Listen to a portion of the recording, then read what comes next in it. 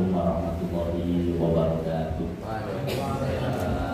Bismillah, alhamdulillah, salatu wassalamu ala rasulillah wa ala alihi wa ashabihi wa maulana wa billahi wa bil islami dina wa bi muhammadin nabiyya wa rasulah.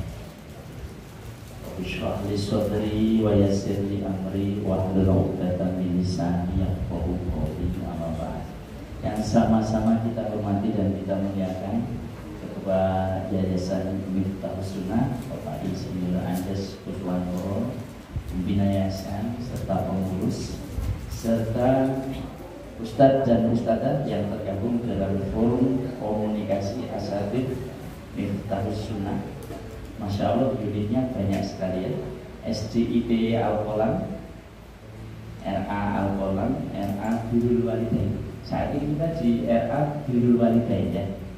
Kemudian LPG As-Salamah dan LPDU RSK. Juga Bapak Lurah ada yang mewakili dan Bapak Ketua RW 4 Pak Sigit. Juga teman-teman semuanya yang dirahmati Allah Subhanahu wa taala. Mari bersama-sama kita bersyukur pada Allah Subhanahu wa taala. Allah taala telah memperjalankan kita dalam suatu perjalanan indah, yakni perjalanan Ramadan, dan sekarang sudah mencapai pemberhentian berikutnya yakni Syawal. Gimana teman-teman, Ustadzah puasa enggak? Kemarin puasa? Ustadzah puasa? Puasa tuntas sampai 30 hari. Kalau jawab ya berarti tolong diperiksakan dan sehat. Usia segini itu tidak mungkin puasa 30 hari tutup. Kalau MC ini tutup, ya. Ada halangannya kalau Ustadzah. Kalau Ustadz itu udah ada halangannya. Lemes-lemes ya silakan. Kita bersyukur Ramadannya sudah berlalu. Sekarang kita masuki Syawal. Salawat dan salam semoga tersanjung kepada baginda Nabi Muhammad SAW, keluarga Rasulullah, ahlul bait dan sahabat Rasulullah yang sunah-sunahnya kita ikuti. Insya Allah ya, alhamdulillah kita berada di Yayasan Miftahus Sunnah. Miftah itu kunci, sunnah adalah sunnah. Sunnahnya ada pada Rasulullah, bisa dibuka melalui kunci pendidikan dia di tempat ini. Insya Allah. Jadi saya meyakini para ustadz dan ustadzah ini adalah penerus ya, warasatul anbiya. Bukan misalnya jadi diturunkan dari Rasulullah ke para sahabat, kemudian para alim ulama sampai kepada ustadz dan ustadzah, nanti sampai kepada anak-anak didik kita untuk mengikuti sunnahnya Rasulullah SAW. Hari ini acaranya adalah halal bihalal. Saya sering ditanya halal bihalal itu ibadah enggak Pak? Kira-kira kalau saya tanya balik sama ustadzah di Miftahus Sunnah ini jawabnya halal bihalal ini ritual ibadah apa bukan? Ya? Ritual ibadah apa bukan? Kalau enggak, kenapa Anda bela-belain hadir di sini? Jawabnya karena diperintah oleh ketua yayasan gitu ya. Oh bagus itu, berarti ada dalilnya ya. Atiullah wa atiur Rasulullah wa ulil amri minkum. Ulil amrinya ketua yayasan kasih undangan hadir gitu ya. Hadir ke sini untuk mengikuti acara ini. Saya hadir ke sini sebagai saudara muslim karena salah satu hak dari seorang muslim itu ketika mengundang itu undangannya dipenuhi. Maka saya dapat undangan itu saya penuhi. Maka saksikanlah saya telah memenuhi undangan itu sebagai saudara muslim. Sedangkan tentang materi itu, ini tempat orang alim ya, Mas, mbak-mbak semuanya, ustadz-ustadzah semuanya, ini orang alim, orang yang biasa bergelut dengan ilmu. Maka tentu saja saya di sini tidak untuk menggurui ya, tetapi sekedar sebagai saudara muslim kita baca kalimat Allah, kita bersolawat, dan kita ingat-ingat apa yang diperintahkan Allah agar tetap iman dan Islam kita, kokoh keyakinan kita menjadi orang yang lebih baik. Ramadan kemarin ibarat sebuah akademi, maka saya kadang sebut sama mahasiswa saya Ramadan sebagai Ramadan Akademi. Di TV ada ya yang pakai akademi ya, apa itu? Dulu ada waktu saya masih muda namanya Akademi Fantasi. Ada? Tahu panjenengan Akademi Fantasi? Oh belum. Saya masih rumah saya. Yang pakai akademi itu biasanya ada pendidikan. Maka kita punya ya di Semarang namanya Akademi Kepolisian. Maka orang yang masuk Akademi Kepolisian nanti jadinya Pak dan Ibu polisi. Nah, Ramadan itu adalah Ramadan akademi, maka itu sebuah pendidikan gitu ya. Pendidikan itu tujuannya untuk menghasilkan suatu karakter tertentu, suatu kualitas tertentu yang itu jelas tanpa keraguan disebutkan di dalam Al-Quran. Ramai sekali ketika kita kemarin kajian di bulan Ramadan, yang paling banyak kita baca adalah surah Al-Baqarah ayat 180. Ya. A'udzubillahi minasyaitonirrajim. Ya ayyuhalladzina amanu kutiba 'alaikumusyamu kama kutiba 'alal ladzina min qablikum la'allakum tattaqun. Wahai orang yang beriman, diawali dengan harfun nida. Wahai orang-orang beriman, dipanggil dulu kita nih orang-orang yang beriman, diwajibkan atas kamu berpuasa sebagaimana diwajibkan kepada orang-orang yang sebelum kamu. Sebelum kamu itu berarti umat-umat sebelum zaman Nabi Muhammad. La'alakum tattaqun, agar menjadi orang yang bertakwa. Maka para jamaah rahimakumullah, Ramadan sebagai sebuah proses pendidikan. Ini saya fokus saja ya tentang pendidikan ya, karena hari ini saya bicara di lembaga pendidikan. Itu memiliki CPL, apa itu? Capaian lulusan. Jadi akademi Ramadan, apakah orang itu akan wisuda atau tidak? Itu kalau mencapai satu capaian yang namanya takwa. La'allakum di RA, di SD pastinya kalau kita memproses anak didik ya, di SD misalnya selama 6 tahun, di tahun ke-6 kita akan menyatakan anak itu lulus atau tidak setelah memenuhi kriteria-kriteria, memenuhi persyaratan-persyaratan dan tagihan-tagihan akademik dan non-akademik. Ramadan sama, kitanya akan diwisuda atau tidak, mencapai muttaqin atau tidak. La'allakum tattaqun. Ini benar-benar harus kita camkan. Jadi Ramadan ini tidak sekedar kita ini lapar dan haus saja. Tidak hanya lapar dan haus, karena yang lapar dan haus banyak banget ya. Pertanyaannya, apakah yang lapar dan haus itu kemudian akan langsung kualifikasinya masuk muttaqin? Tunggu dulu. Karena ada banyak keterangan di dalam Al-Quran yang menerangkan bagaimana karakter orang bertakwa. Salah satunya juga yang paling terkenal dibaca di momen-momen lebaran seperti sekarang ya. Surah Al-Imran ayat 133 sampai 136. Saya sangat terkesan dengan bacaan Ustaz Bayu. Ustaz Bayu masih di sini enggak? Oh, ngumpet. Ustaz Bayu panggilan untuk Ustaz Bayu. Baik, karena Ustaz Bayu lagi ngumpet, muncul itu. Baiknya ada juga enggak?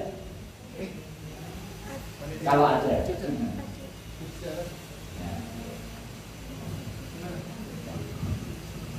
Kasihkan Ustaz Bayu. Dibantu ya Ustaz Bayu. Oke.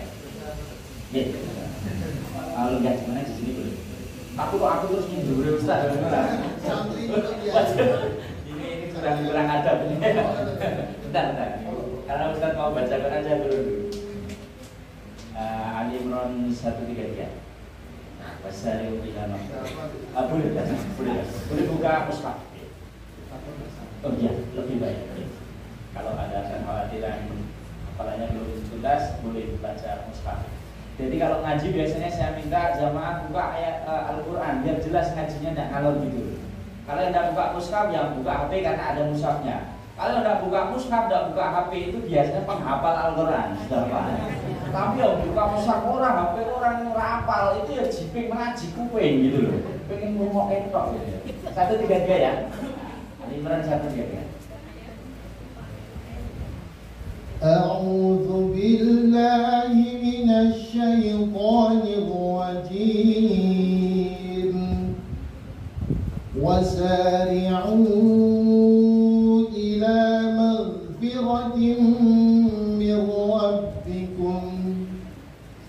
إلى مغفرة من ربكم وجنة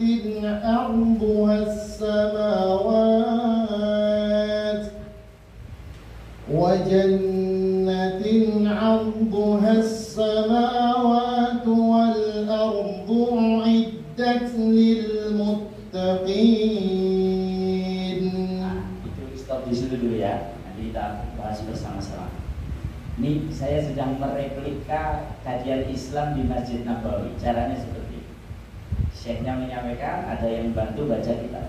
Dan saya berharap kajian di sini dilaksanakan seperti ini. Jangan ngalor ngidul. Apalagi syekhnya cerita-cerita semua orang. Fokus ke Al-Quran. Karena Al-Quran itu tidak bohong.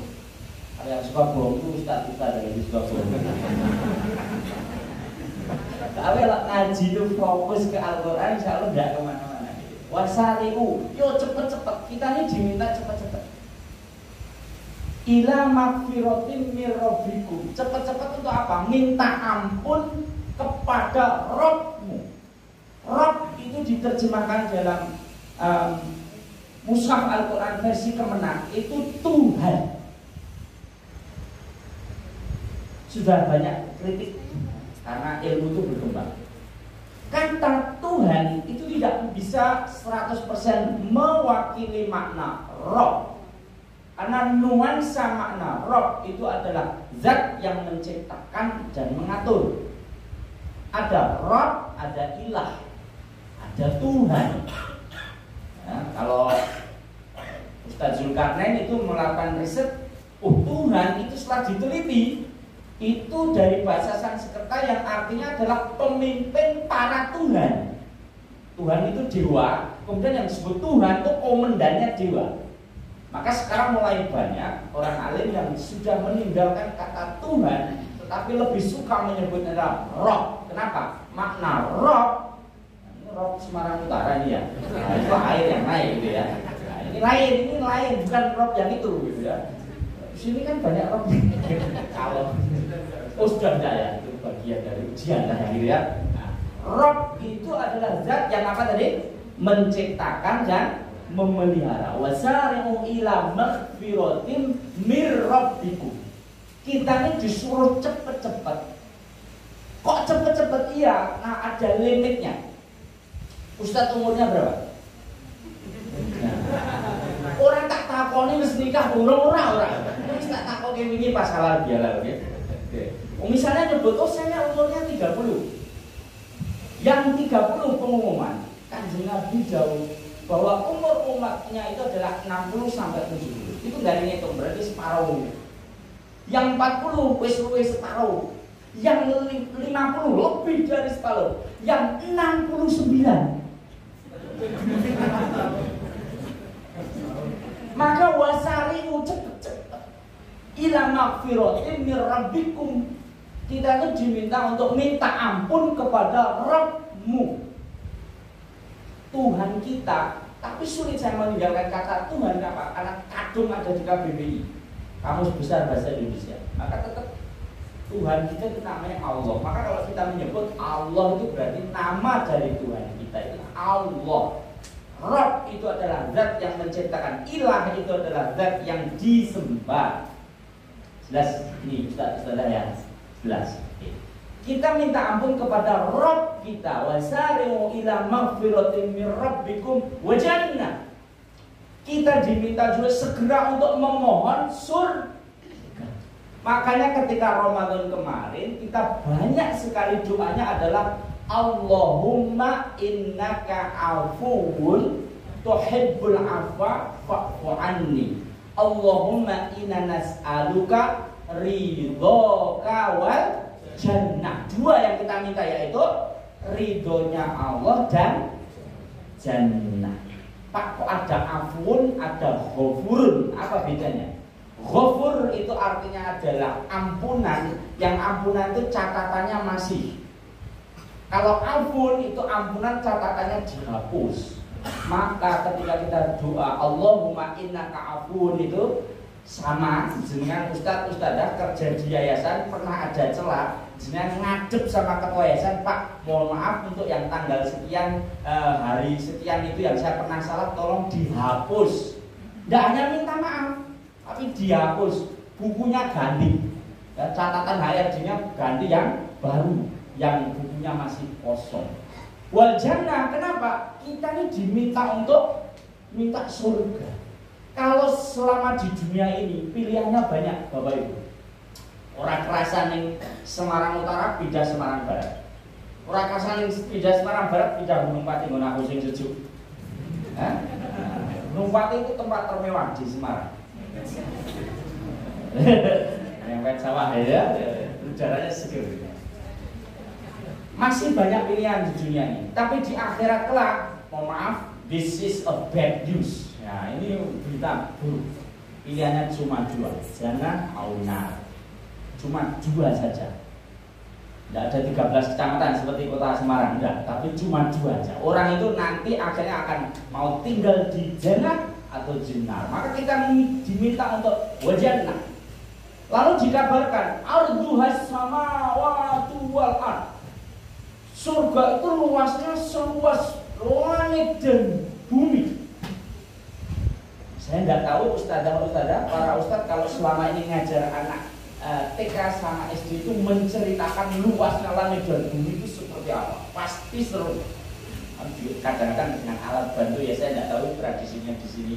Ada yang menggunakan alat bantu gambar, alat bantu nyanyian, alat bantu saja. Yang jelas kita sebagai orang dewasa paham. Kita hidup di dunia ini, ya saya duduk sekarang ini, ukuran saya juga cuma segini. Anda semua, panjenengan semuanya perhatian kepada saya, melihat saya, mendengarkan saya karena adab yang baik dari panjenengan. Tapi lihatlah saya ini bukan siapa-siapa. Kenapa? Baru dibandingkan dengan ruangan itu saja, saya sudah sangat kecil. Apalagi dibandingkan satu gedung ini lebih kecil lagi. Dibandingkan dengan kecamatan Semarang Utara lebih kecil lagi. Dilihat dari ketinggian 15.000 kaki waktu naik Garuda Indonesia mau mendarat di Kalibanteng itu, orang kita. Dunia itu sak gede-gedenya dunia ya bumi ini, ya al-ard itu. Tapi surga itu arduha samawati wal ard. Kita berada di gugusan sebuah galaksi, namanya galaksi Bima Sakti. Garis tengahnya Bima Sakti, NASA sudah memproklaim kurang lebih adalah perjalanan 50 tahun cahaya. Bukan 50 tahun warga Semarang loh. Naik grade terdekat bukan. 50 tahun cahaya, 1 detik cahaya adalah 320.000 kilometer. Itu bagi saya ketika menerangkan kepada mahasiswa saya tentang Isra Mi'raj itu gampang banget. Buruk itu apa? Cahaya. Lu kok iso Mekah tekan Yerusalem dalam waktu kurang dari 1 tahun? Oh gampang banget. Wong Mekah tekan Yerusalem kurang lebih cuma 500 kilo, sementara cahaya 320.000 kilometer per detik. Maka kita hitung ketemunya 0,005 detik sampai. Nek sampai kue kok orang mudeng kalau Isra Mi'raj, fisikamu jeblok. Saya mengajar di perguruan tinggi, tidak semuanya bisa dicokmakan, harus pakai rasional, pakai afala ta'qilun. Pokoknya ramai. Maaf ya, orang Semarang saya pertama kali datang ini, saya Temanggung Pak. Temanggung kan kultur Jawanya gede Jogja Pak, rada halus. Gue aku orang Semarang gila loh. Begitu apa kamu ngomong otak gue. Saya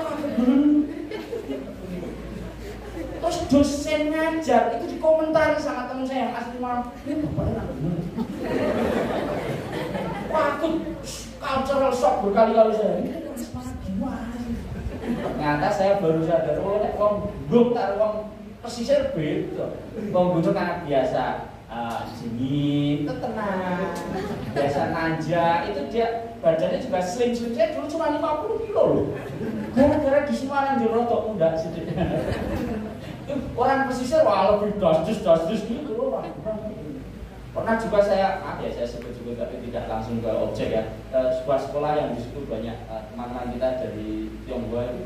Oh itu lucu juga, masuk ruang guru. Oh Pak, tolong ini dikasihkan ibu itu ya. Ini dikasihkan ibu itu ya. Oh terus wakasek ini kan berbahasa Indonesia yang baik dan benar gitu ya. Saya minta tolong Bapak ini bisa diberikan uang eleng aja. Jadi Semarang tuh ya gitu. Apa letak dulu kita terjemahannya di Semarang.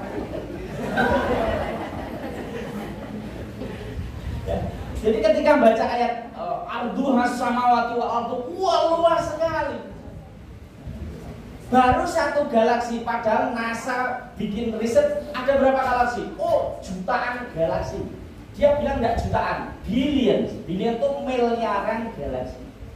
Berarti luas banget. Maka pengumuman Ustadz dan Ustadzah Miftahus Sunnah yang hari ini rumahnya enggak begitu besar. RSS rumah sangat sederhana sekali, soldier sangat sulit ya. Itu apa-apa jadi strategis gitu ya. Rumah saya strategis kenapa? Karena ruang makan dekat dengan kamar mandi, dekat dengan dapur, dengan ayo pancen cok tekan tok itu. Jangan menjadikan itu alasan untuk tidak prima pelayanannya kepada anak-anak. Anda declare sama keluarganya, it's okay for me to have a little tiny house in this world. Kita lanjutkan bahasa Inggris ya. Saya itu kadang ngajar English for Islamic Studies. Itu bahasa Inggris untuk dakwah. Mendakwakan Islam pakai bahasa Inggris. Lanjut bahasa Inggris ya. Tidak apa-apa rumah saya itu kecil, tapi tujuan saya rumahnya di surga yang luasnya arduhas samawati wal ard. Satu surga, dua surga, ada disebutkan dalam hadis Rasulullah 500 tingkatan surga. Arduhas samawati wal ard. Satu tingkatan surga luasnya seperti luasnya langit dan bumi yang kita mengukur juga tidak selesai. Maka ini sesuatu bahasa yang luar biasa. Disediakan untuk siapa tempat kapling yang sangat luas itu? Uiddat lil muttaqin. Disediakan bagi orang-orang bertakwa. Perhatikan tadi yang Al-Baqarah 183 la'alakum tattaqun, agar kamu bertakwa. Berarti tujuan Ramadan itu mencetak orang yang bertakwa. Sementara Ali Imran 133 itu memberi sinyal orang yang bertakwa itu yang seperti apa? Halo? Yang seperti apa? Para ustaz-ustazah, yang seperti apa? Yang seperti apa? Dengarkan dulu ayat berikutnya. Monggo, 134 ya. Alladzina yunfikuna fis sarra'i wad-dharra'i والكاظمين الغيظ والعافين عن الناس والله يحب المحسنين.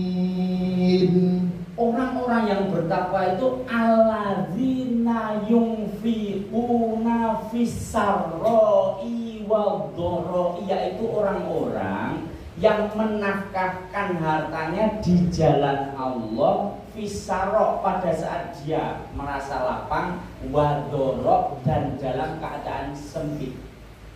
Hari ini saya sudah melihat contohnya di Miftahus Sunnah. Belum saya itu ceramah, itu udah disuguhi itu di bawah.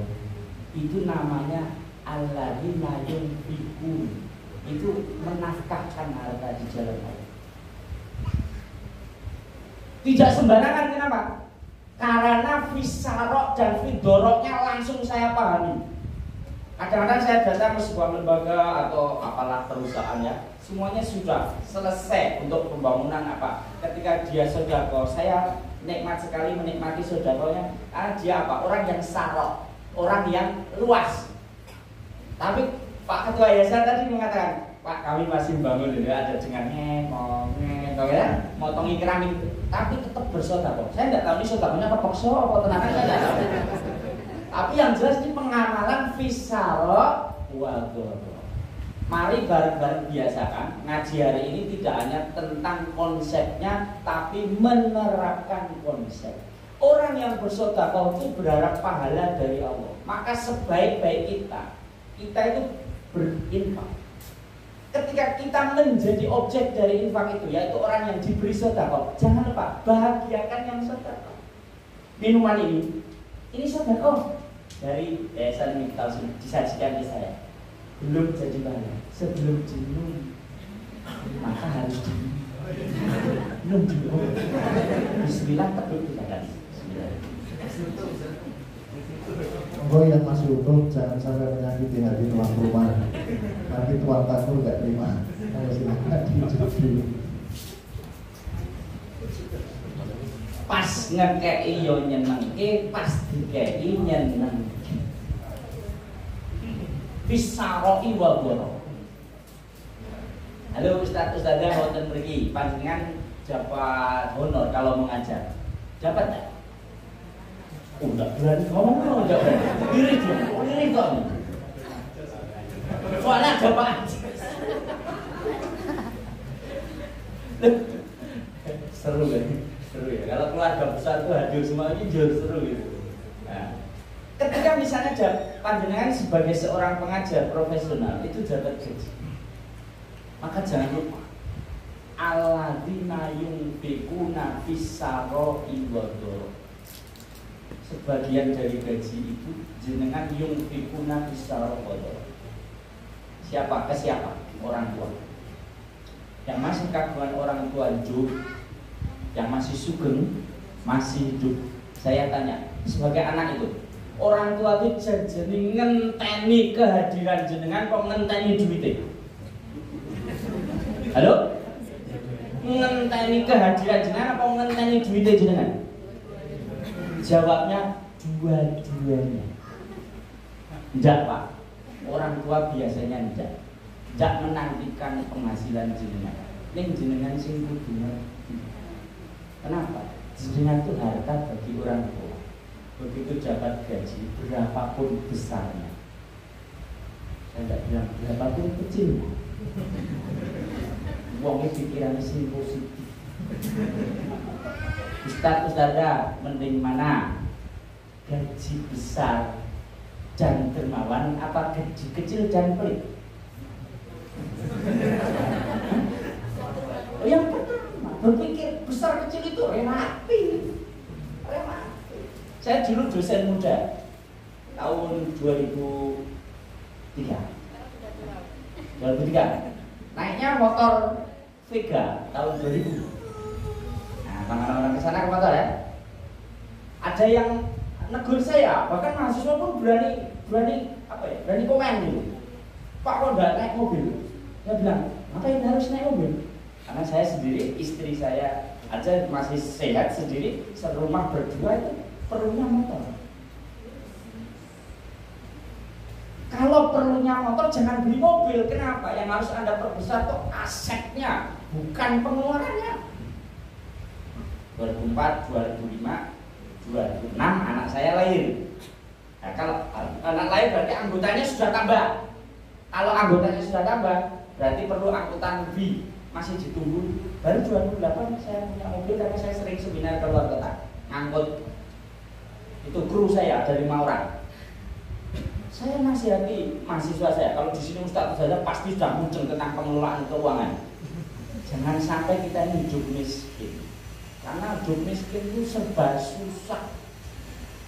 Di tingkat RW saja pasti Pak RW itu orang yang berpengaruh nek ngendiko itu didengarkan. Biasanya calon RW itu yang paling sugih di tempatnya. Tenang nih saestu. Balik ke cerita saya, memang betul saya hidup sangat apa adanya ya, maksudnya saya berharap saya bisa qanaah. Yang saya mau share sama teman-teman semuanya, jangan lupa yunfikuna fisara wa doro. Orang tua yang masih hidup jenengan bagi, terutama semua anak ya, kan kita anak dari orang tua kita. Siapa lagi? Khusus yang laki-laki, saudara perempuan panjenengan. Orang tua terus saudara perempuan. Maka Islam itu adil. Kalau tentang waris itu kan 2-1, sepikul segendongan. Laki-laki dapat sepikul 2 bagian, perempuan dapat 1 ya dari orang tua ya. Dengan ketentuan nanti dia ada anak atau tidak dan seterusnya. Nah, kenapa? Karena laki-laki itu orang tua juga sama saudara perempuan. Kagungan saudara perempuan, Bapak? Tidak, bebas ya. Istri? Ada berapa? 1 ya, lu kan harusnya tegaskan gitu ya. 1 itu berarti tanggungan. Putra ada? Oh, baru kandangannya? Di sini mas, sudah ingin punya putra. Moga-moga barokah setelah ini beliau nanti istrinya hamil. Lu kok jenengan hamil?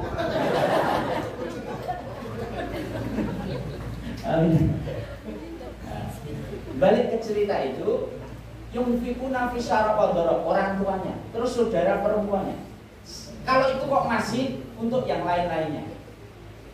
Sekolah lagi bangun, seringan panitianya, ayo kita beramal jariah. Saya juga panitia di mana-mana, masjid, saya panitia. Sampai punya helm dan ada tulisannya panitia. Di masjid At-Taqwa apa teman itu saya panitia bangun masjid sudah 4 tahun belum selesai. Itu punya helm yang tulisannya panitia. Kenapa? Memudahkan komunikasi. Jadi ada yang datang itu, oh panitia ini panitia nggak boleh nggak jelas. Itu panitia. Menjauh ibu kepala sekolah atau bapak kepala sekolah, alhamdulillah saya sudah dapat honor. Ini sebagian saya sedekah jariah untuk sekolah kita. Beli 1 sak semen. 1 sak semen nanti di akhirat akan bersaksi. Ini sudah mengamalkan fisaro wa doro. Orang itu berinfak itu memang enak itu kalau fisaro longgar. Tanggal 6 keluarganya sehat, baik-baik semua, temannya baik semua. Ayo kita infak itu gampang. Ya, tanggal tua ono masalah ya toh, arep mangkat mulang wis kesusu-susu ono tekon jalur infak. Enaknya kan diusir. Bisa jujur dulu. Walaupun ya pengumpul infak itu ono surat jujur bareng gitu. Maaf ya, ini cuma cerita tapi beneran itu terjadi. Ada orang datang saking lembaga ini dan itu. Saya tanya pimpinannya namanya siapa? Itu kan soal mudah sebenarnya. Kalau jawab orang benar langsung jawab kes gitu kan. Ketua yayasan namanya siapa? Oh langsung coba jenengan kok raya apal harus ketua yayasan. Oh kita ini bagi. Terus saya tanya pimpinan nama siapa lu? Masa ada orang mengejarkan infak? Saya tanya pimpinan lembaga ini siapa? Tidak bisa jawab. Itu ya saya simpulkan ini tidak betul. Ya harus tanggung jawab gitu ya. Nah teman-teman sekalian, pada saat tertentu kita ini fidoro, ya sulit benar. Sekarang pertanyaannya, hitung ya.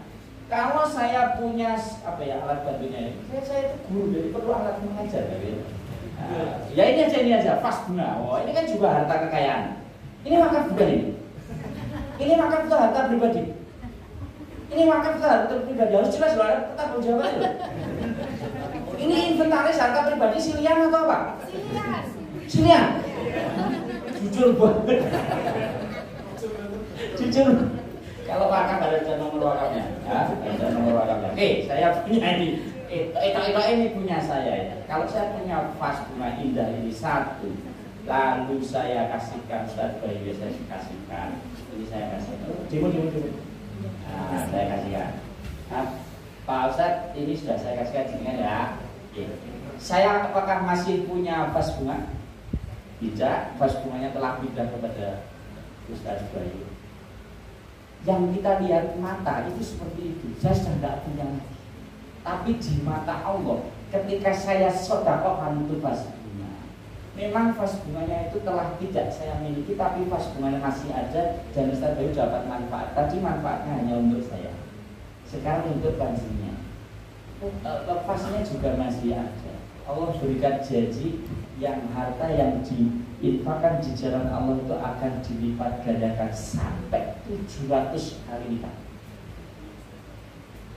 Jangan baca ayatnya 700 kali lipat, karena 1 jadi 10 dan di setiap 10 itu ada 7, berarti 700 kali lipat itu 7.000%. Usaha apa yang return of investmentnya 7.000% kalau ada? Tidak ada, cuma hanya satu, yaitu sejarah. Maka ketika kita yunfiquna fisarwadoro itu jangan takut. Orang yang rajin sedekah itu tidak akan menjadi miskin. Tidak diceritanya. Saya ulangi lagi. Orang yang rajin sedekah itu tidak akan menjadi miskin. Di dunia ini tidak akan jadi miskin. Di akhirat dibangunkan rumah surga rumah di surga oleh Allah. Maka ketika kita berinfak itu transaksinya sama Allah. Dulu ketika pertama kali kita belajar ini awal-awal tentang the power of sedekah ya, kita memikirkan betapa berat. Tapi setelah kita pikirkan, oh iya ya, kan saya ini hadir ke dunia ini dalam keadaan telanjang.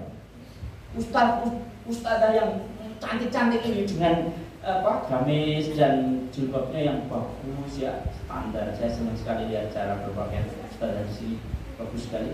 Pertanyaannya, kan tidak seperti itu waktu lahir. Peci jenengan yang jenengan bangga-banggakan itu waktu lahir peci jenengan. Loh berarti peci jenengan yang jenengan bangga-banggakan itu kan karunia Allah. Jenengan dolan ke kok dolan ya.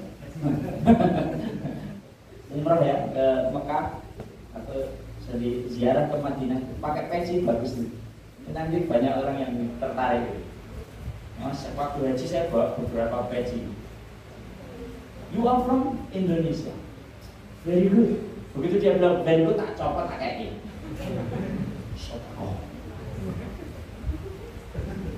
Jadi gini, waktu kita ngasih itu memang di mata kita itu berkurang, tapi di mata Allah itu tidak.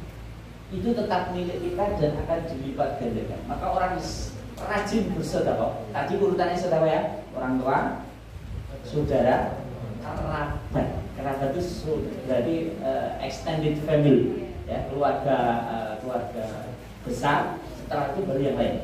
Jangan kuali-kuali ya. Anda sudah buang ke sana kemari, tapi orang tuanya tidak pernah disedekahi. Nah, teman-teman sekalian, bisara wal kadhiminal ghaidha. Karakter berikutnya orang yang bertakwa itu kadhiminal ghaidha. Kadhiminal ghaidha. Kadhimi itu menahan, al ghaidha itu amarah. Aku baru ngerti setelah pindah dari tempat Bogor Semarang ini, uang Semarang itu dua kata khusus untuk marah, namanya ngamuk. Padahal untuk orang ngamuk, sampai nggak parang terus babadi orang itu namanya ngamuk. Teman saya kuliah dulu, saya berkali-kali kaget dengan orang Semarang, betapa kasarnya bahasanya. Cuma ngamuk, itu ngamuk. Ternyata kadhiminal ghaidha ini ojo ngamukan. Jadi nek ngaji tafsir kok arep dibawakan ala Semarang mesti seru. Wal kadhiminal ghaidha lan ojo ngamukan. Apik. Wong Semarang cepet nanggepe. Gua tambahi sisa Ustaz bilang, orang itu ngamukan, orang itu misuan. Wong Semarang misuh kan? Misuh wong Semarang lucu-lucu loh. Lucu. Saya dulu mahasiswa sambil kerja karena kuliah saya mandiri ya, sambil meragati kuliah saya sendiri, saya sebagai penerjemah. Bos saya itu jualan flooring ya, kantornya sangat lingkungan industri kecil di Jakarta Perbuil, Aligawil. Nah, nyetir mobil, bos saya yang satu nyetir mobil, tamu saya dari Amerika, ada dari Jerman, dari Jepang, dari Skandinavia. Saya di belakang sebagai penerjemah. Penerjemah itu jadi bos saya ngomong Indonesia, melebu kuping kanan, keluarnya bahasa Inggris. Nah, melebu kuping kiri bahasa Inggris, keluarnya bahasa Indonesia. Itu penerjemah kerjanya gitu. Nah, tamu saya itu pernah di suatu ketika naik mobil itu bilang gini, so, are you still doing business with Tony? Tak terjemahkan, Pak, masih bisnis tidak sama Tony? Sebenarnya itu begitu. Nah, bos saya maksud ini, Tony, udah, Tony itu main-main ke harga sampai dulu, kakek aneh. Itu gak ada di kampus itu. Loh, no longer do business with Tony. Tapi yang terakhir kita jangan ngomong. Padahal ketentuan penerjemahan itu harus menyampaikan makna utuh, tidak dikurangi, tidak ditambah. Tapi itu belum saya peroleh di bangku kuliah. Wah itu, makanya itu jadi bahan. Ketika saya jadi dosen yang begitu tak kumpulkan, tak ajarkan ke mahasiswa saya. Pakai ini kok menawa kowe perlu misuh, perbendaharaan permisuanmu itu dahsyat. Wah jadi, wah usia masih berapa dulu ya? 17 tambah 3, 20 tahun. Tapi pergaulan saya sudah tinggi sekali. Bos-bos saya orang-orang kaya. Kalau meeting ya enggak di angkringan terdekat, enggak. Itu meeting minimal itu di lobi Ciputra, Gereja itu kalau ketemu di situ. Kalau lunch gitu ya enggak di warung-warung terdekat ya, di Holiday sana, restoran Cina itu pernah. Saya di meja makan ala Cina ya, wah penuh ujangannya. Sampai ada bawa ujang masih kuget-kuget gitu. Terus disiram pakai arak itu, terus diopong. Itu tamunya sampai kaget. Orang Jepang tapi bahasa Inggris itu. Tanya sama saya, what is that? Itu masakan apa? Saya tanya, Pak, ini masakan apa namanya? Kokinya ngambil ketahui, ini namanya udang mabuk. Bahasa Inggris itu tapi ono bahasa Inggris, tak jawab dengan percaya diri. This is drunken shrimp. Wah, marah gitu. Jadi kalau saya hari ini di forum para ustadz-ustadz, apalagi forumnya halal bihalal, itu ahli surga semua. Soalnya butuh orang jalanan hitam dan putihnya. Saya tahu jalan ini itu kalau ke kiri kan ke Miftah Sunnah, tapi nek bablas kan sampai SO. Jenengan ngerti SO mau ngapain ya? Super One itu tempat dugem ya. Hebatnya dulu bos saya tuh ngomong saya itu, dia udah pagi, siang, sore saya nerjemahkan, malamnya mereka dugem, saya diturunkan di tengah jalan. Pertama saya protes, loh Pak, kenapa saya nggak diajak? Loh kan di sana kita nggak butuh penerjemah. Terus saya itu diselamatkan dari orang oleh keahlian. Tapi pernah bos saya ajak, wah bener-bener sangat menguasakan diskotik di sana di daerah mana itu ya, Gajah Mada. Suruh lihat,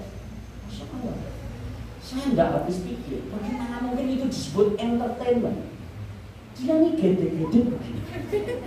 Saya juga gede-gede. Beda nggak? Dia gede-gede itu tidak akan menghasilkan perasaan yang tentram, karena pasti begitu obatnya hilang, musiknya dimatikan dia stres. Tapi gede-gede saya kan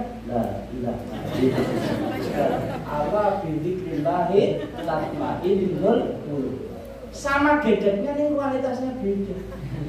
Jadi kalau saya ngomong sama si tukang dugem itu seneng gedek, podo apa ya seneng gedek. Mau gedek itu agak gitu. Ya. Balkan dina nggo ojo ngamukan.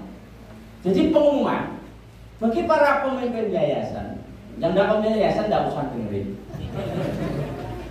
Mbok menawa ada anggota sing rotok ya kurang perform atau kurang bagus itu jangan ngamuk, karena ngamuk itu tidak akan pernah menghasilkan solusi. Bagi para ustadz-ustadzah yang tidak ustadz-ustadzah usah dengar. Ada murid yang kurang pas perilakunya, ojo ngamuk. Masa Pak Ustadz tidak boleh ngamuk, tetap tidak boleh. Yang boleh adalah tegas, jelas, dan lembut. Sesuai keadaan. Saya tugasnya ngajar, yang saya ajar mahasiswa. Openingnya bagaimana?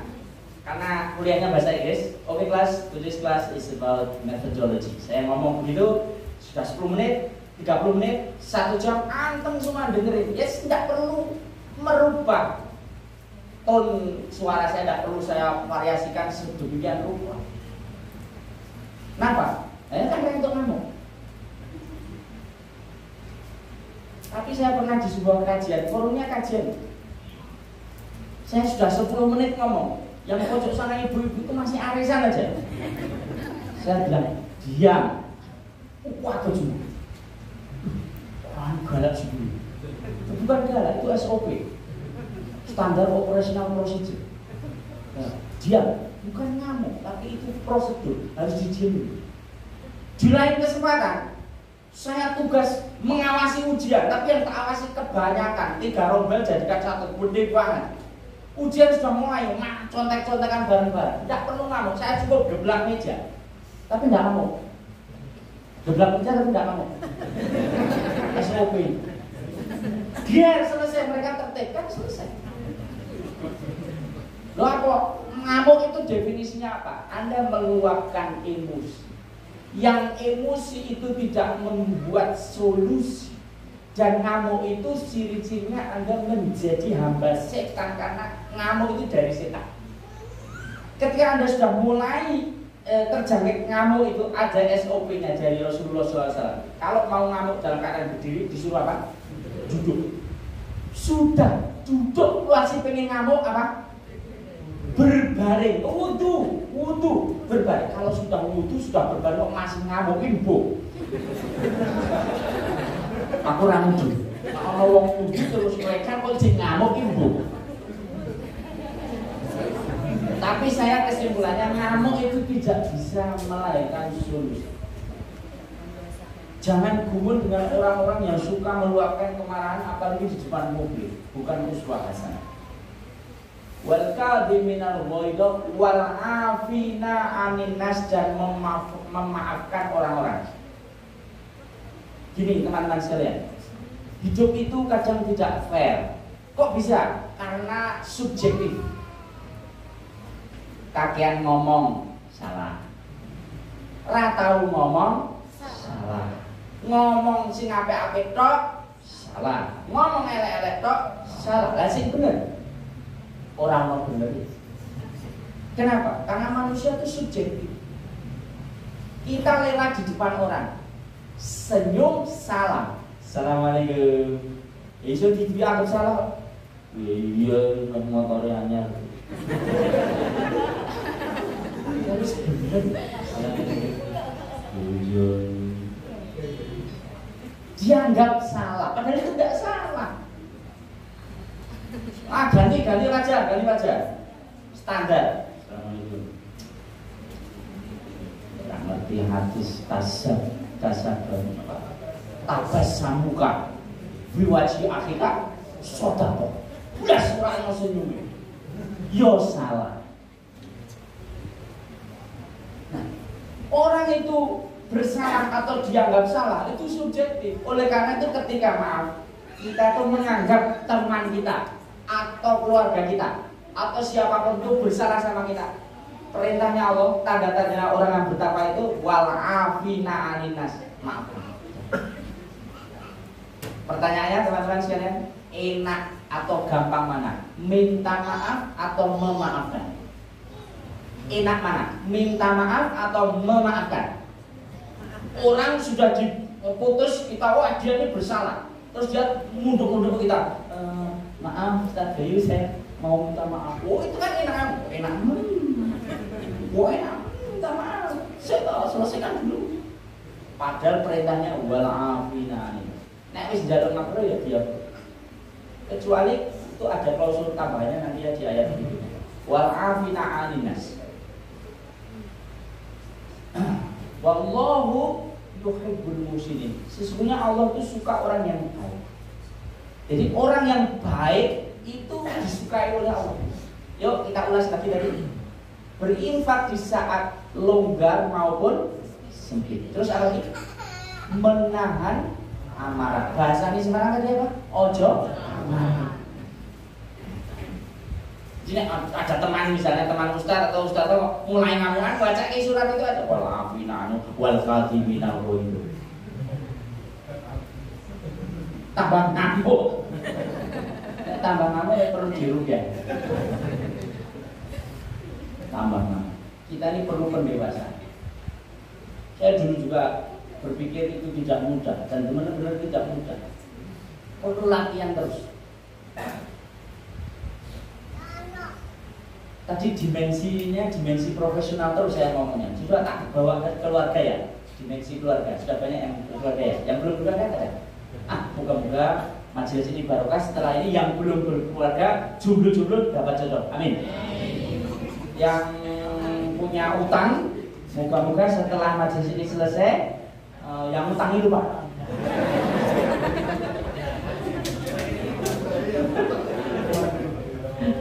Ya, moga-moga bisa bayar utang, ya. Memang utang itu penyelesaiannya hanya satu, yaitu dibayar. Dan manajemen keuangan itu kuncinya cuma satu, yaitu uangnya aja.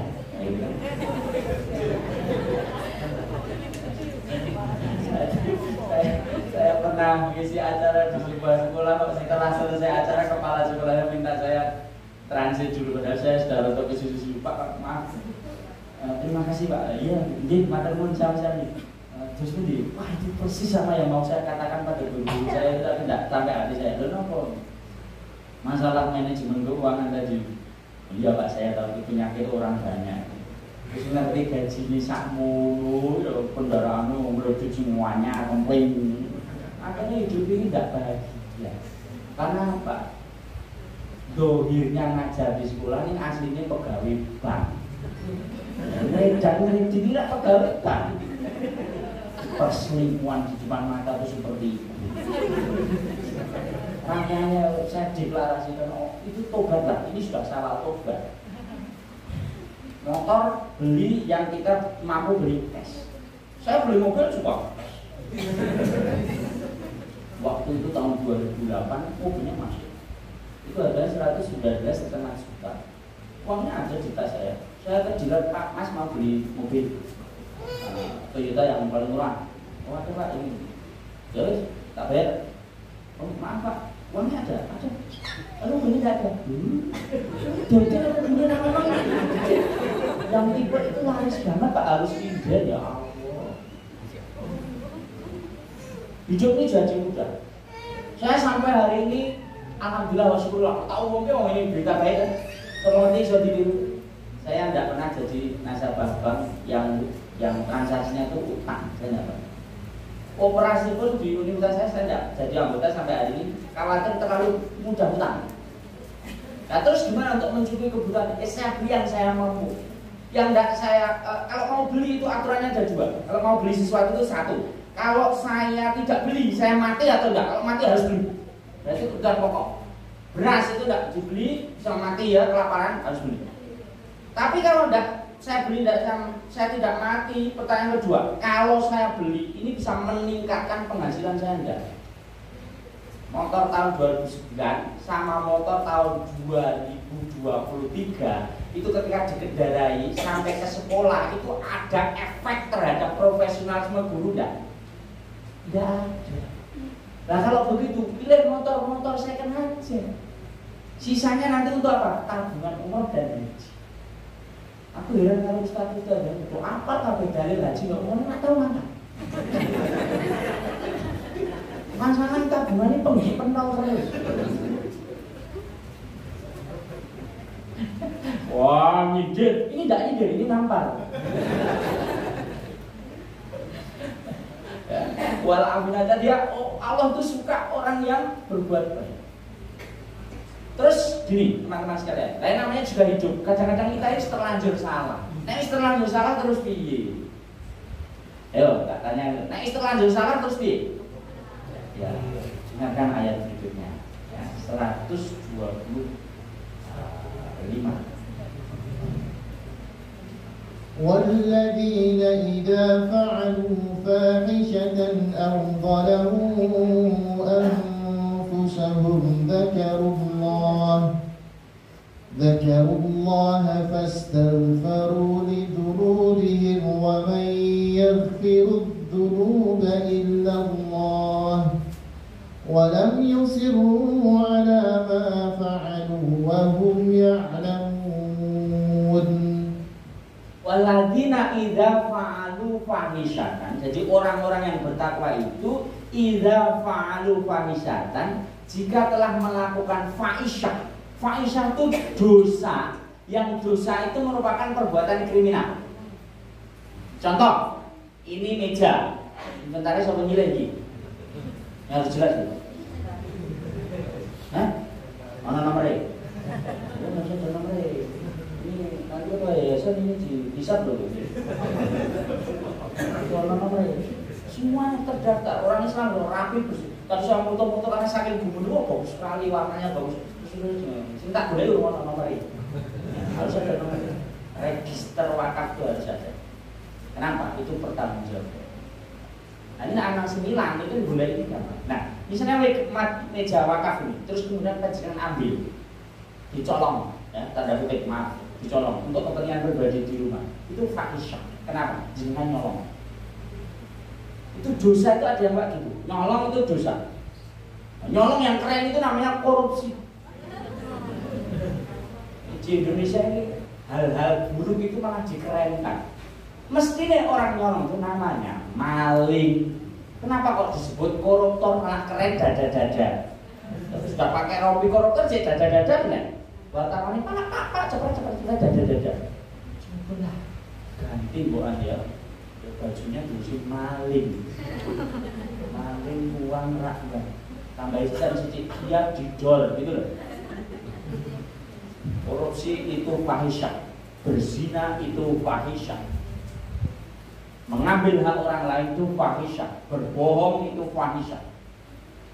Ada dosa itu yang seperti itu. Audolamu anfusahum. Ada dosa itu yang kalau dilakukan orang lain tidak rugi. Kemarin itu waktu puasa itu, ayo puasa kan banyak warung-warung yang setengah buka itu. Bukan yang setengah itu. Katanya begitu dibuka, oke sudah buka itu.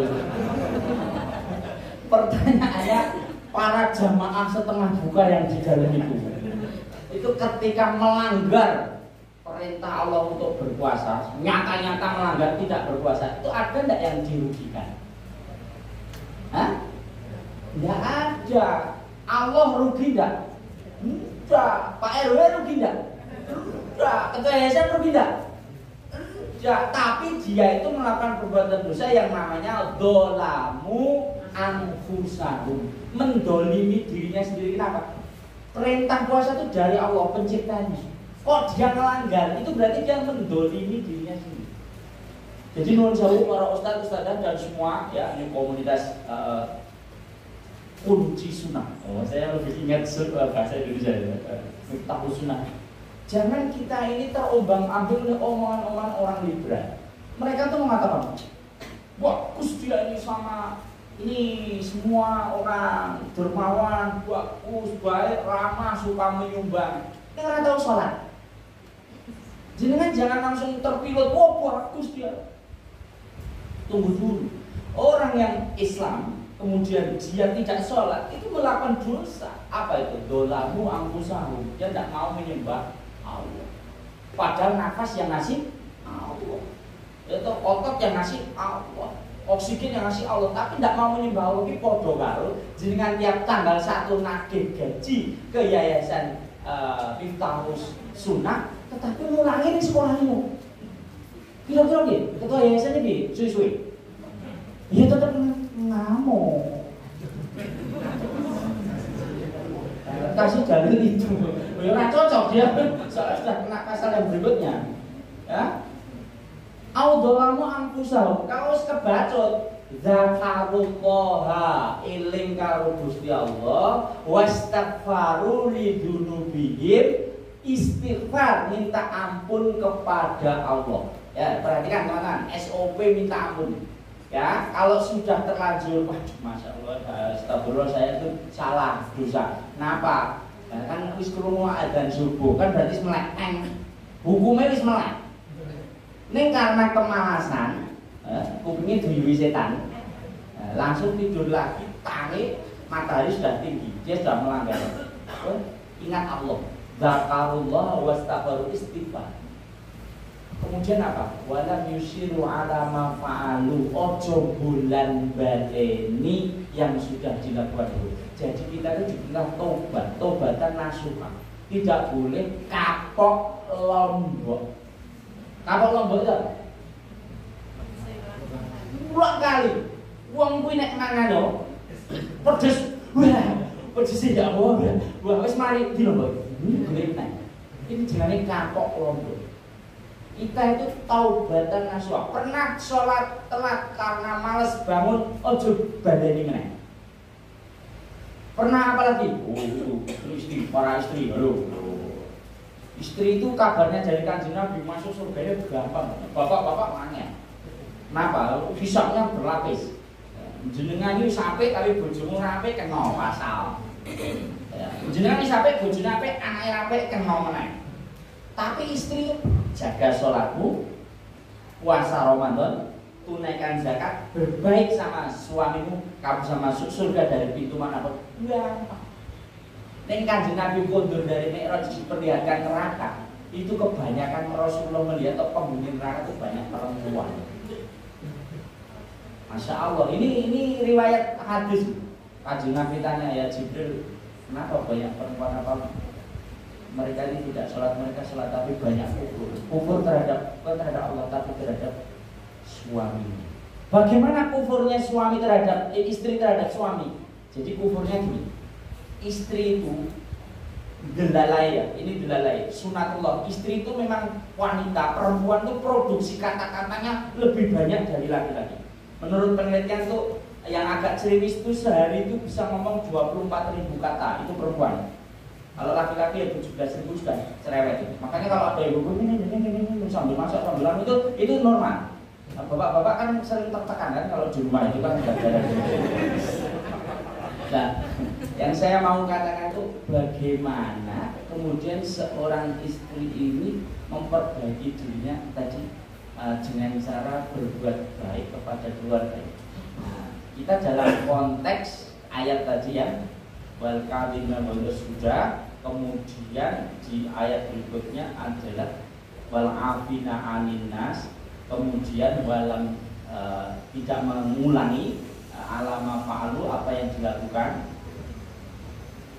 tadi, walam yusiru ma'fa'an wahum ya'lamun, dan dia ini sudah tahu. Mulai hari ini kita perbaiki diri kita. Suami itu ketika menikah sama istrinya konon itu baik-baik semua. Baik.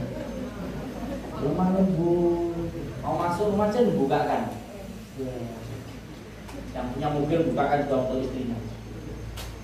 Sampai kemudian istrinya suka ngomel. Begitu istrinya suka ngomel nyanyi itu suaminya berubah. Jadi ikut emosinya juga. Loh kok bisa begitu? Satu, karena itu memang ujian. Yang kedua, kurangnya ilmu. Maka saya sangat sarankan itu forum kajian itu kayak gini bagus.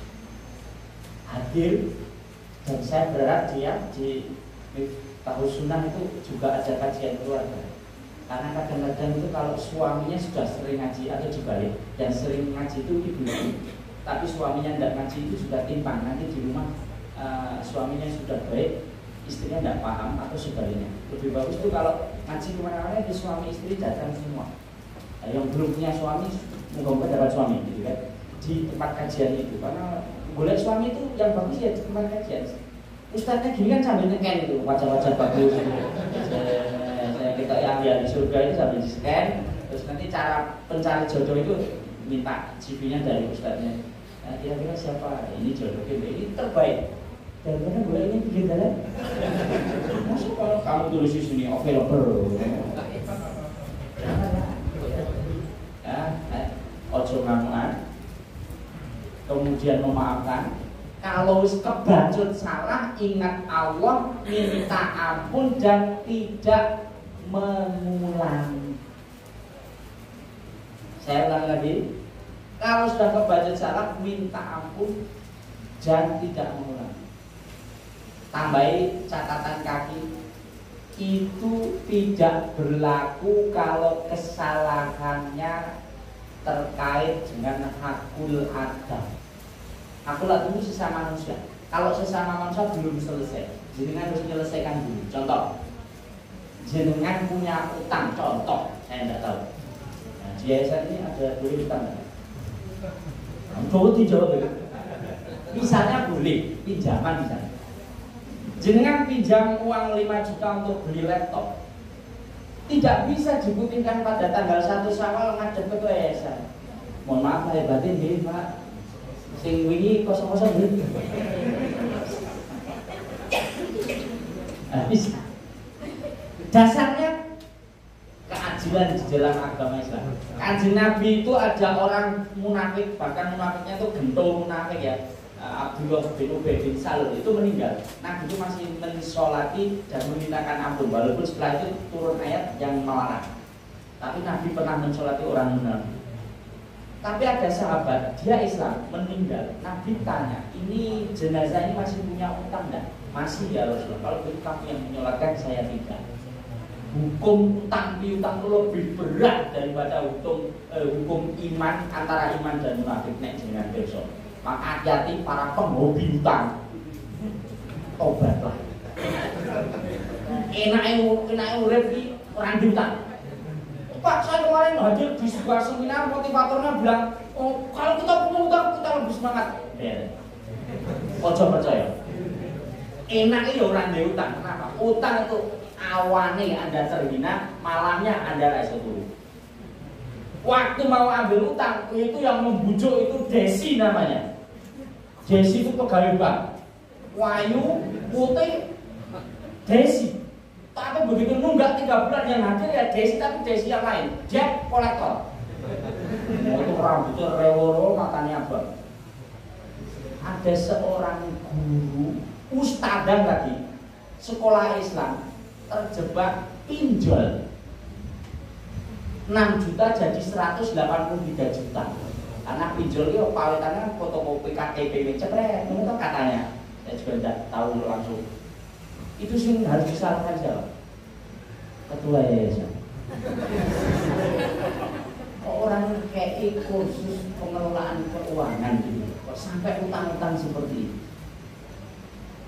Jadi teman-teman saudara, kepepet seperti apapun, biasakan kita tuh survive.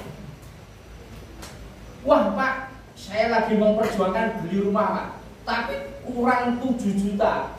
Satu-satunya yang saya punya aset itu adalah motor Pak.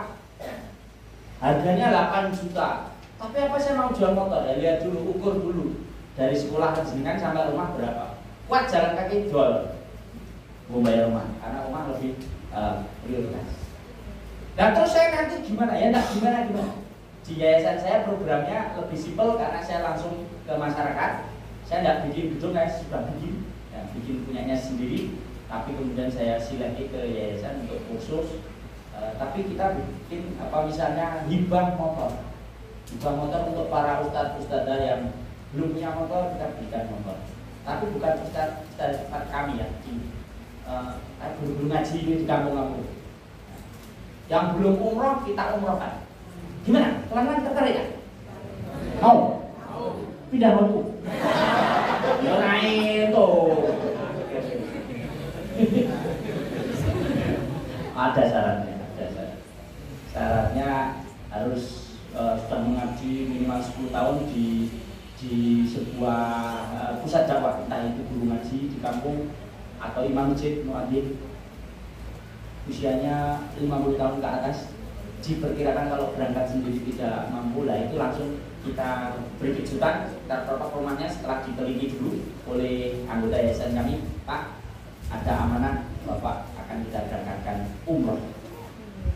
Itu momen terbaik. Tapi nggak pernah kita kamera. Kenapa? Bising-bising. Tak sejuta umroh, tak 30 juta, tak kamera malam itu konten. Nah, kontennya nanti harus sudah sampai Mekah.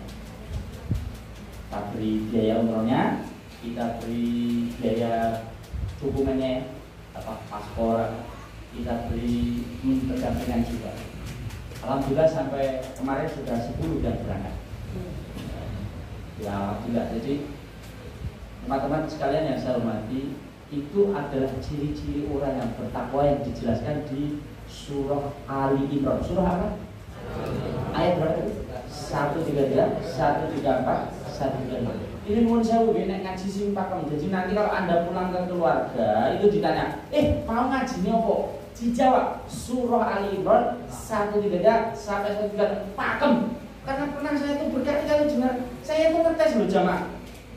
Mbak, ini ngaji pengajian ini, lucu Ustaz, lucu tenan, lucu tenan. Aku kayak koyo-koyo. Orang maksudnya intinya ngaji ini, pokoknya lucu gitu. Sebelum untuk yang terkesan lucunya itu, saya kira maaf gitu, nah itu kebablasan itu namanya bukan ngaji, itu gagelan, kan nganggap gagelan. Ya, Ustaz itu bukan gagelan. Kalau Ustaz Robo lucu itu hanya untuk menghibur dan mencairkan suasana, tapi Ustaz bukan gagelan. Yang kedua, Ustadz bukan Gojek, Gokar, Grab dan seterusnya. Maka kalau undang Ustadz simpanan. Nah, ada orang undang Ustadz tuh WA-nya tok ngomong ini 1-0. Dia tak jawab isi. Beritahu sunnah pakem mono surate ono. Ada juga yang menawarkan, harus saya jemput, saya jawab, saya bukan laki-laki panggilan. Apalagi itu cuma teman Semarang, saya lebih suka datang sendiri. Dan saya kalau datang lebih awal.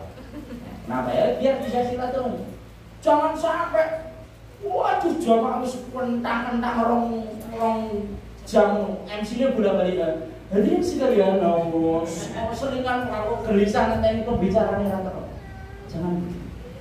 Itu bukan contoh yang bagus. Ini para ustadz calon yang biasa bicara di forum-forum itu. Kalau memang nggak bisa jawab, nggak bisa.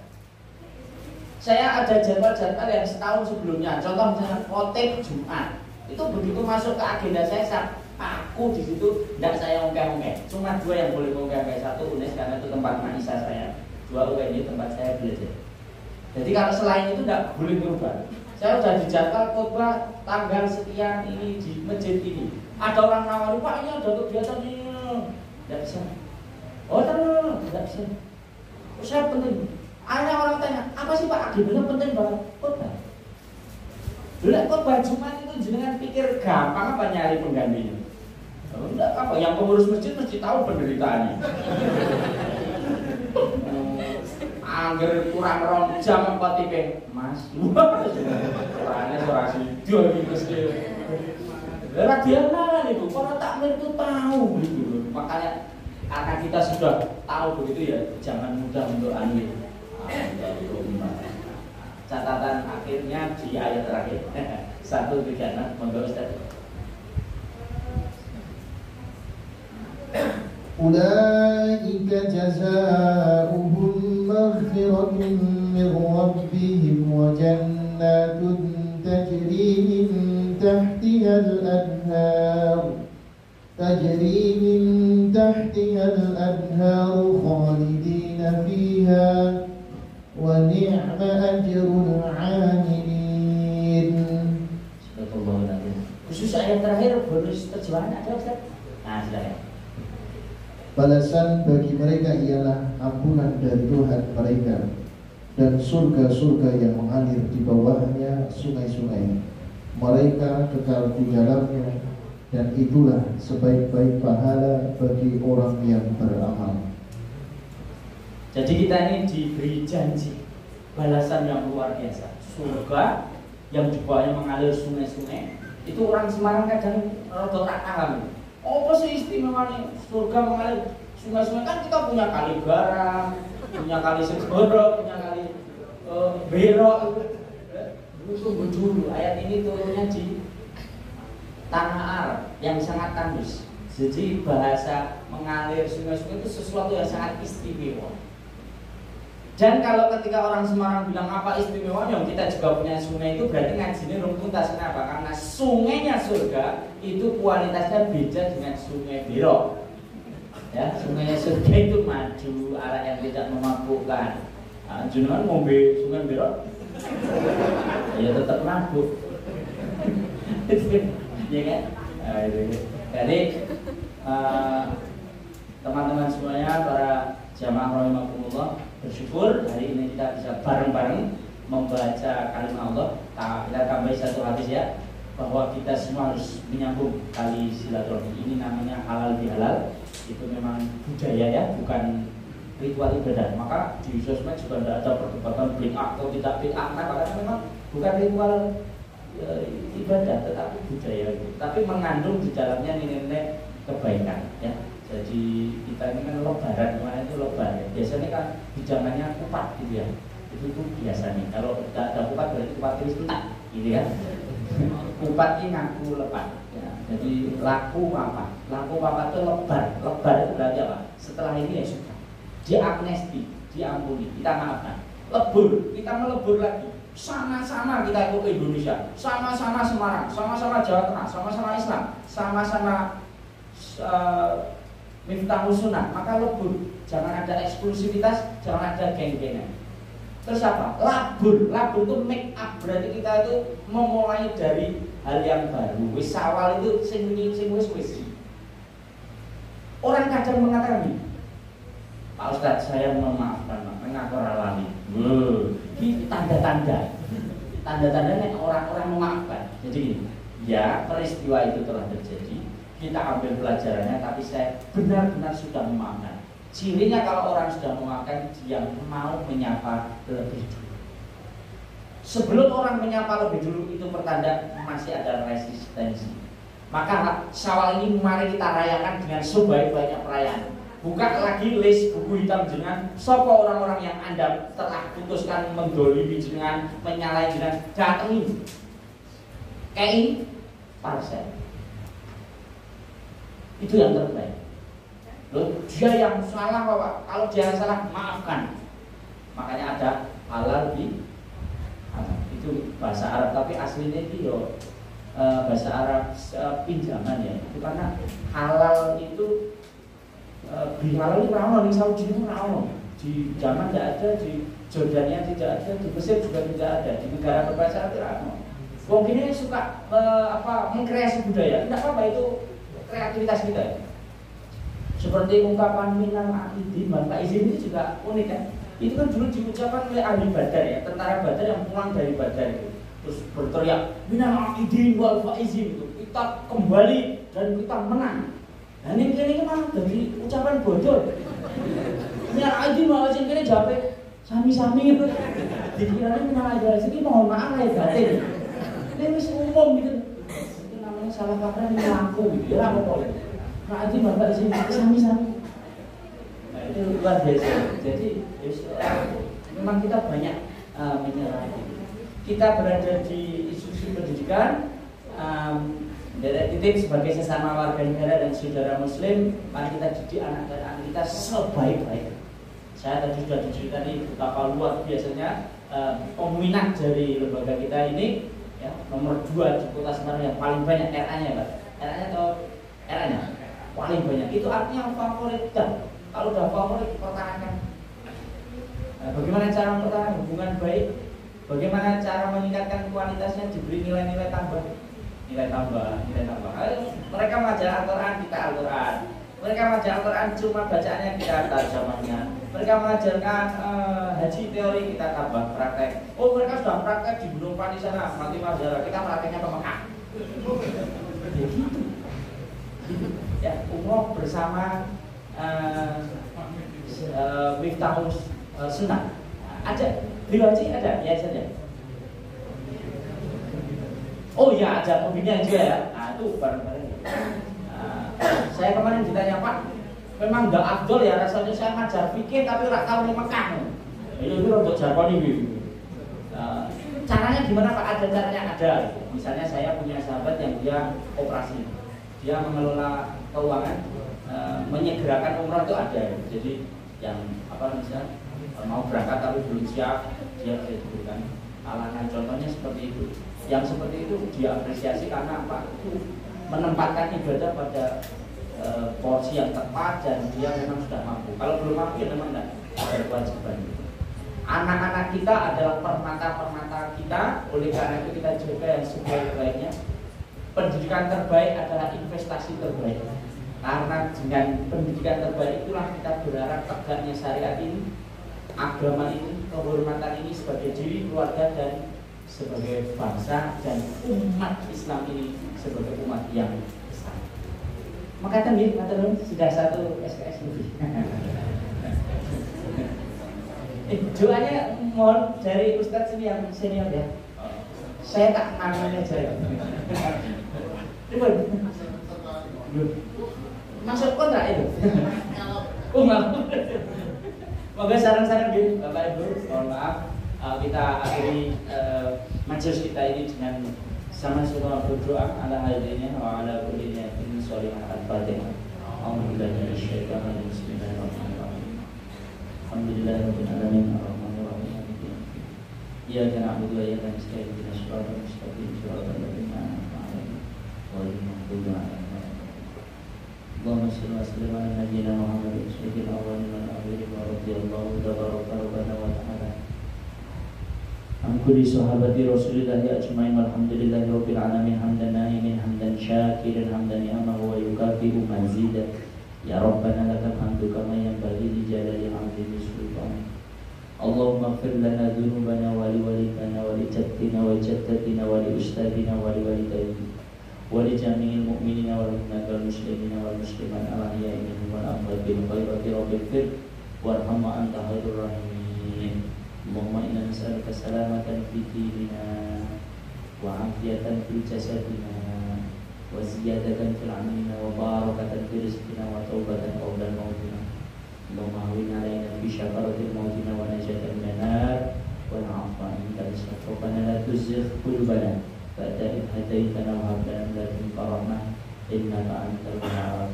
Allahumma aslih lana dunyana allati fiha ma'ashuna wa aslih lana akhiratana allati ilaiha ma'aduna waj'alil hayata ziyadatan lana fi kulli khair waj'alil mauta rahatan lana min kulli syarr.